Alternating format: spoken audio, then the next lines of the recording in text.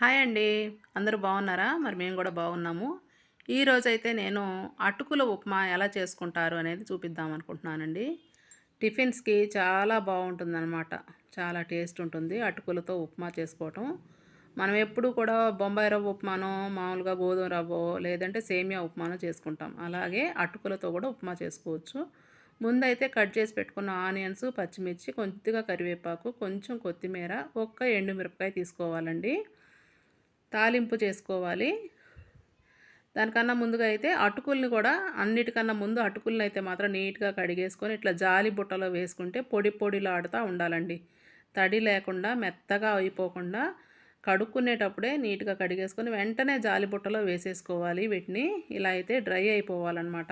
దేనికది పొడి పొడిలాడుతూ ఉంటే ఉప్మా మనం తినేటప్పుడు చాలా టేస్ట్‌గా ఉంటుంది. బావుంటుంది అటుకుల ఉప్మా. ఏంటంటే వెంటనే తినేసేయాలండి దీన్ని చెయ్యంగానే. ముందైతే బాండీ పెట్టుకొని ఆయిల్ వేసుకోవాలి.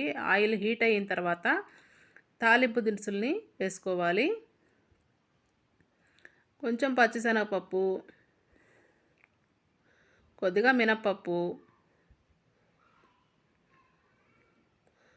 కొంచెం ఆవాలు, కొద్దిగా జీలకర్ర వేసేసుకొని ఇవి కొంచెం వేగిన తర్వాత దీనిలో కరివేపాకు వేసుకోవాలి.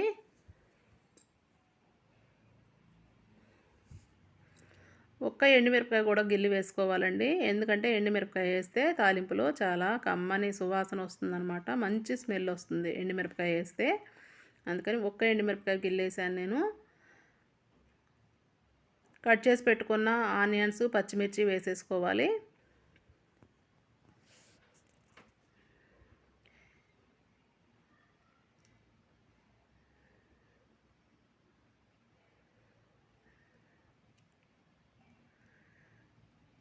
ఈ అటుకుల ఉప్మా మాత్రం వేడిగా మనం చెయ్యంగానే వెంటనే తినేయాలండి. లేట్ లేకుండా చాలా టేస్ట్ ఉంటుందన్నమాట. ఇవన్నీ వేసిన తర్వాత కొద్దిగా కరివేపాకు కూడా వేసుకున్నాను నేను. కరివేపాకు వేసిన తర్వాత ఈ ప ఉల్లిగడ్డ, పచ్చిమిర్చి అన్నీ కూడా మంచిగా వేగేటట్లుగా వేపుకోవాలండి దీన్ని.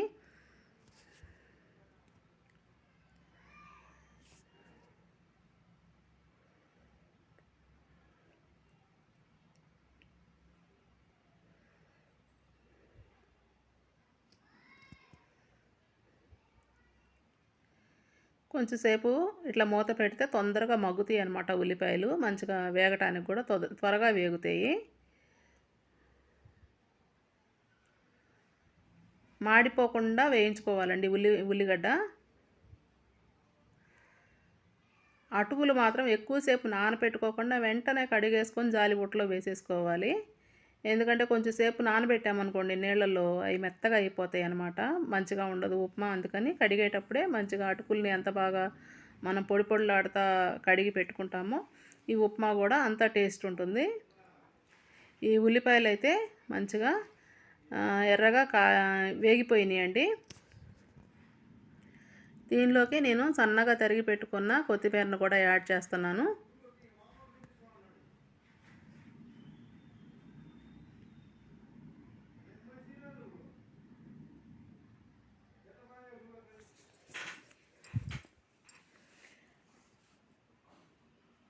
ఉల్లిపాయలు, పచ్చిమిరపకాయలు అంతా కూడా మంచిగా వేగిన తర్వాత ఇప్పుడు మనం కట్ చేసి పెట్టుకున్న అటుకుల్ని వేసుకోవాలి.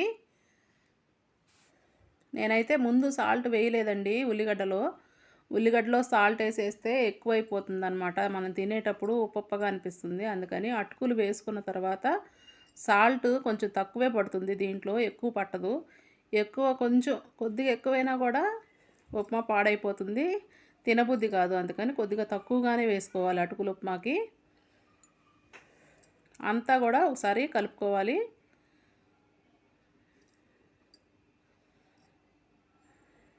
కలుపుకున్న తర్వాత కొంచెం సాల్ట్ వేసుకోవాలి. సాల్ట్ వేసుకొని కొంచెం సేపు అలాగే మగ్గించుకోవాలండి ఉప్మాని కలుపుకుంటూ మధ్య మధ్యలో.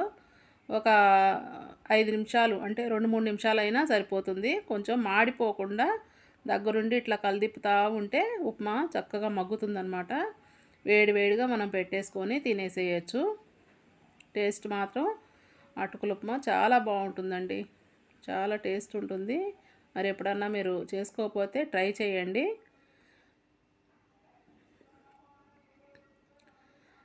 ఎవరైతే మరి ఫస్ట్ సారి నా ఛానల్ని చూస్తున్నారో సౌజన్య చందు యూట్యూబ్ ఛానల్ని సబ్స్క్రైబ్ చేసుకోండి. కామెంట్స్ ఉంటే తెలియపరచండి.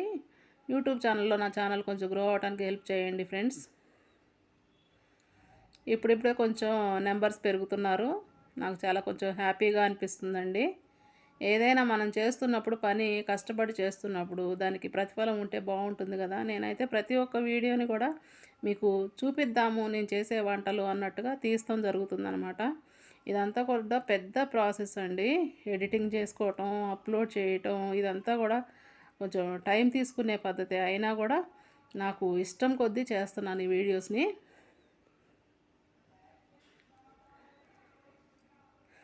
లైక్ అయితే చేయండి, మర్చిపోమాకండి. మీరు ఇచ్చే లైక్ వల్ల నా వీడియోస్ చాలామందికి షేర్ అవుతాయి అని చెప్తున్నారు. ప్లీజ్ లైక్ చేయండి. ఇలా మధ్య మధ్యలో మాత్రం కలుపుకుంటూ ఉండాలండి అటుకుల ఉప్మాని.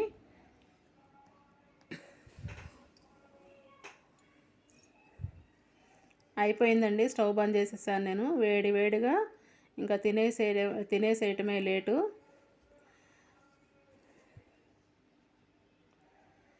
కమ్మగా ఉండే అటుకుల ఉప్మా రెడీ.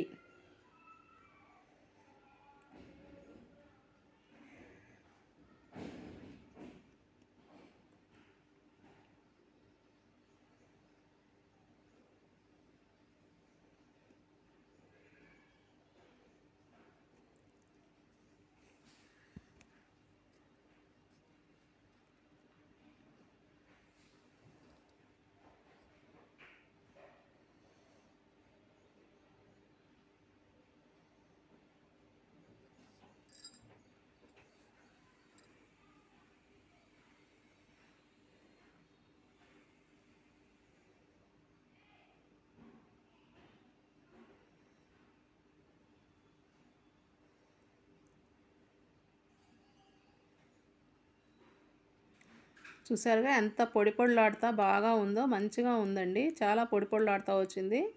ఇదే విధంగా మీరు కూడా చేసుకోండి మీ ఇళ్ళల్లో. ఇలాగ అటుకులు మాత్రం ముద్దలాగా కాకుండా పొడి పొడిలాడేటట్టుగానే ఉండాలి.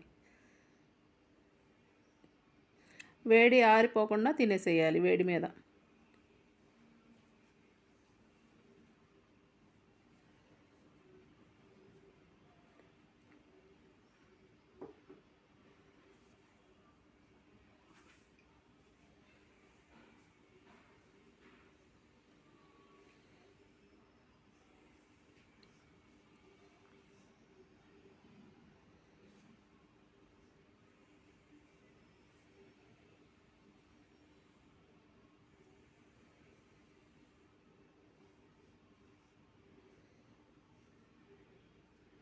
బాయ్ అండి.